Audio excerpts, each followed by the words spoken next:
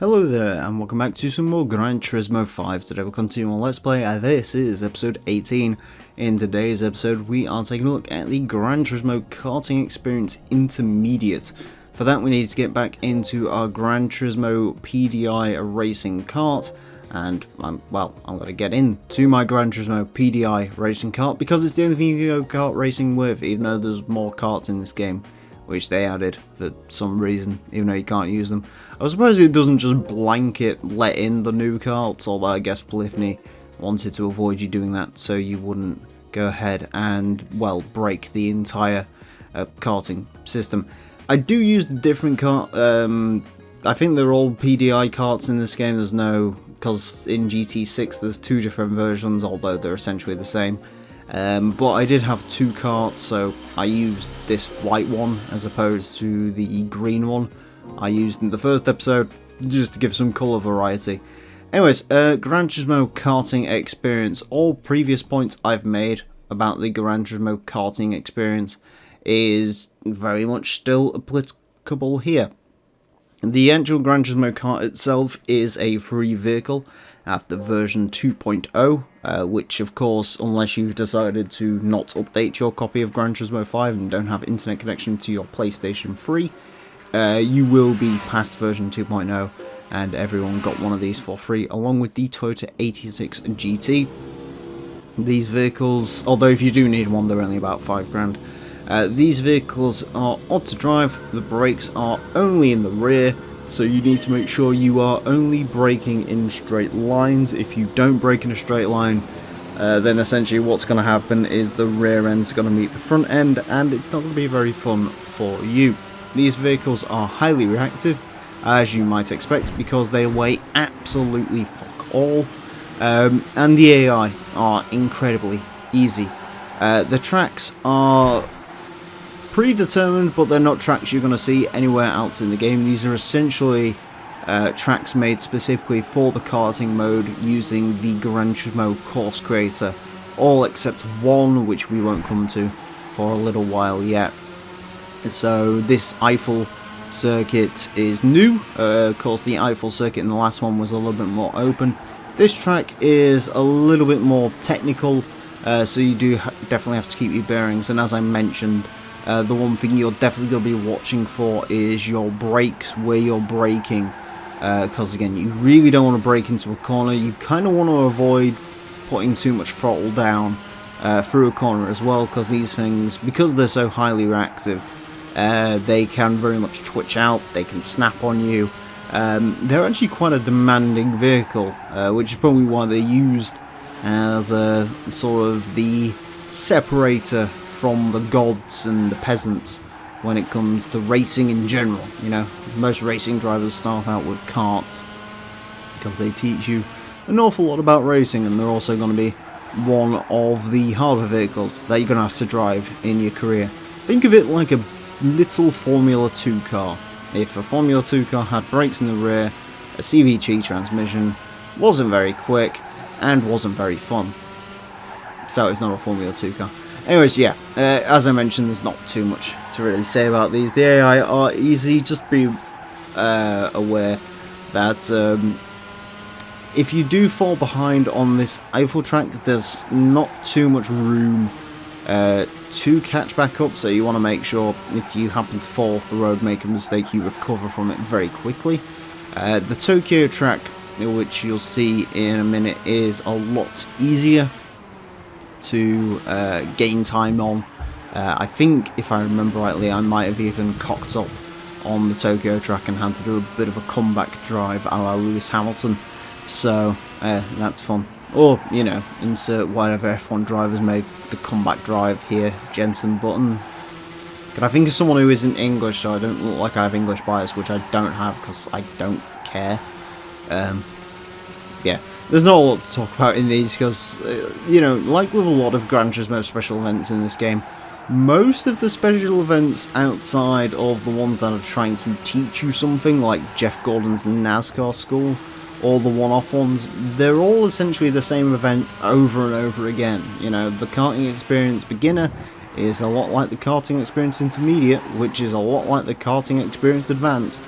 They're all kind of the same, This isn't AMG Driving Academy levels of monotonous, don't get me wrong, but then again, we've only had our first visit to the AMG Driving Academy.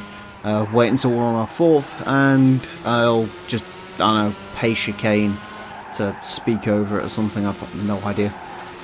But yeah, that's essentially the Gran Turismo karting experience in a little bow. As you can see, I'm over 5 seconds, or 4 seconds in this case, but I think I end about 5 seconds clear of the AI opponents. As I mentioned, they're pretty easy to beat in the karts. It's just a case of yourself keeping yourself in check when it comes to karts. Also, the driving line's a little bit wonky for these series. That was not a fun corner.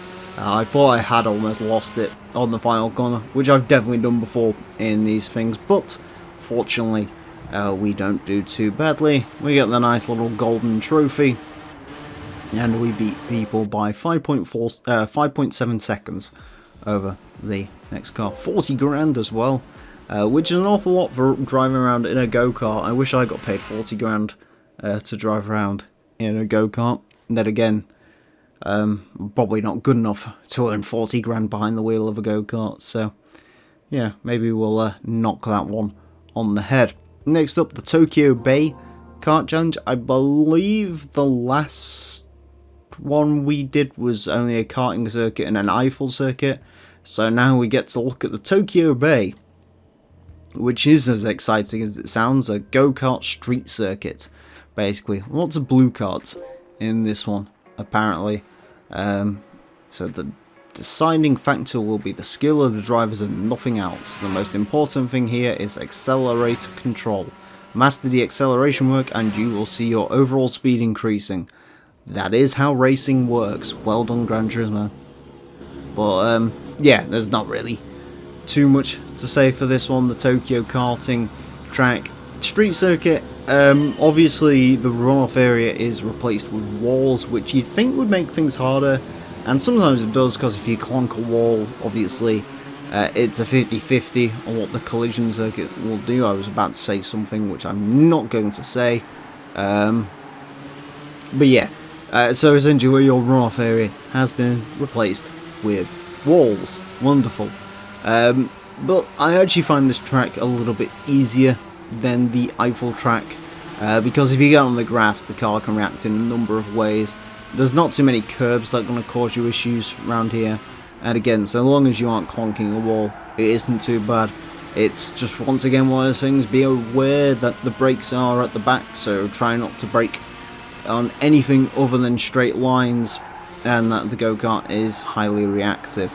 Other than that, the AI are very easy. Out of the Tokyo karting courses, this one is the easier of the two, as you would of course perhaps suspect, because that's the way this goes. Obviously this is the intermediate karting experience, not the advanced karting experience, which comes later.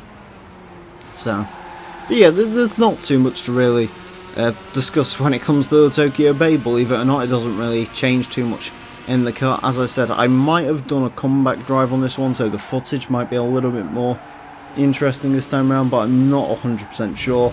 That first sector is actually probably where you're going to end up cocking up if you do cock up, because it's sort of one of those where it is deceptive on how much speed you can take through certain areas. But at this point you can see I was getting a little bit cocky with the go-kart. I was sort of trying to see how fast I could push it, which is realistically what you're supposed to do with these things.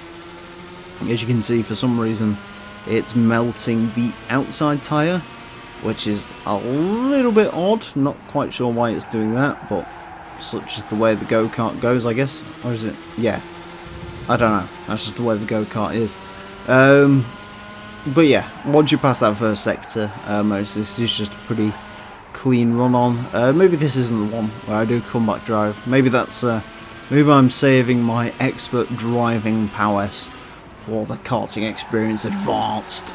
So you can see how advanced a go-kart driver I am. But yeah, I mean, once you've got like a 5-second lead, you can probably afford to have a little spin. As you can see, little moment through there. Do clonk the wall, but it doesn't really affect us, fortunately, on this case. If you are going to clonk a wall, Do make sure to sort of take it as narrow an angle as possible, just to avoid or to try and mitigate the chance of any weird physics happening with you getting stuck on a wall or something like that. Just try and clonk the sort of nicer looking bit of the wall. Anyways, despite having that issue, I'm like 6 seconds clear of everyone else, which means I've got to get another lovely 40 grand, and quite thankfully, for destroying these intermediate karting opponents, I deserve it. Lots of purple karts. Blue and purple karts are apparently the most common in this one. But yeah, as I said, it's just the Gran Turismo karting experience, innit? Once you get it, I can tell you only so much. Obviously, you have to get used to the kart yourself, which is the biggest factor in this one, because they are difficult vehicles to master. Difficult vehicles to even really begin with, in all honesty. They ain't great, so just bear yourself in mind for that. And of course, as you'd expect from the Gran Turismo karting experience, we get a paint colour and nothing else, because you're just driving a kart, but you do get 80 grand, which is nice. Anyways, that's it for this episode. Thank you all very much for watching. Next time I'm going to be taking a look at the Top Gear Test Track Intermediate, so join us for that. Until then, farewell. Yes, I will stay here for